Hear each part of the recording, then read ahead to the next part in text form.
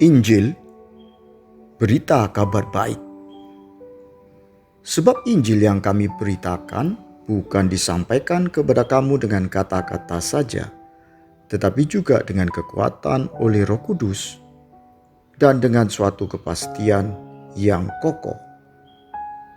Memang kamu tahu bagaimana kami bekerja di antara kamu oleh karena kamu. 1 Tesalonika 1 ayat ke-5. Sebagai orang Kristen, kita akrab dengan kata Injil. Lalu apakah arti kata Injil itu? Secara etimologi, kata Injil sebenarnya dari bahasa Arab terambil dari kata evangelion dalam bahasa Latin atau euangelion dalam bahasa Yunani, artinya adalah kabar baik atau kabar sukacita. Bahasa Inggrisnya gospel. Teradaptasi dari kata berasal good spell yang berarti good news. Sebenarnya apa isi berita Injil kabar baik itu? Berita Injil diawali dengan menceritakan kedatangan Sang Mesias, Firman Allah yang menjadi manusia, Firman Allah yang menjadi daging,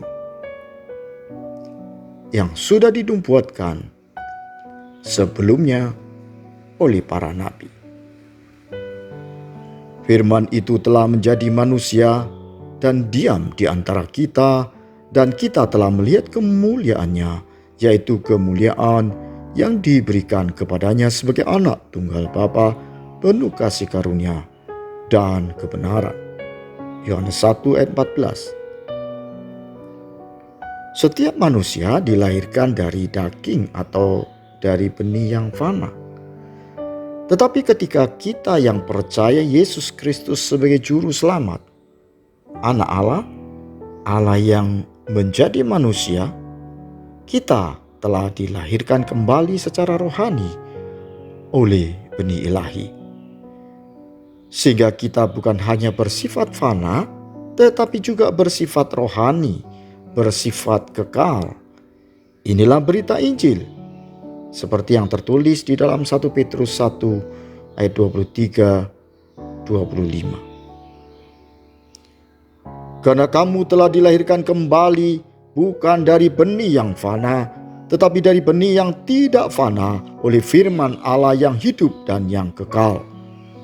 Sebab semua yang hidup adalah seperti rumput dan segala kemuliaannya seperti bunga rumput. Rumput menjadi kering dan bunga gugur, tetapi firman Tuhan tetap untuk selama-lamanya. Inilah firman yang disampaikan Injil kepada kamu. Yang menjadi pertanyaan, mengapa manusia harus dilahirkan kembali? Apa akibat dari dilahirkan kembali? Saat kita dilahirkan kembali, manusia lama yang bersifat dosa telah disalibkan bersama Kristus.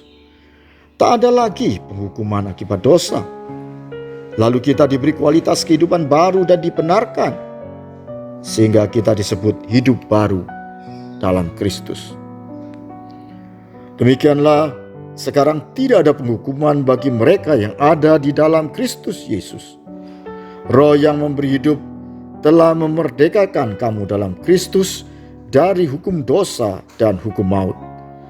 Sebab apa yang tidak mungkin dilakukan hukum Taurat karena tak berdaya oleh daging, telah dilakukan oleh Allah dengan jalan mengutus anaknya sendiri dalam daging, yang serupa dengan daging, yang dikuasai oleh dosa karena dosa. Ia telah menjatuhkan hukuman atas dosa di dalam daging. Roma 8 ayat 1-3. Jadi seperti bunyi penyataan di dalam kitab Roma di atas, penghukuman akibat dosa telah dijatuhkan kepada anak Allah, Kristus Yesus.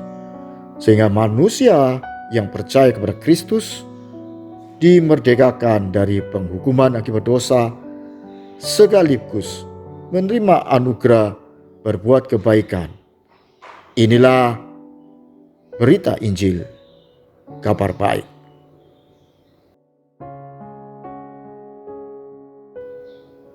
Berita Injil disebut kabar baik karena memulihkan harkat manusia yang semula, yang adalah manusia ilahi, yang dapat hidup selama-lamanya.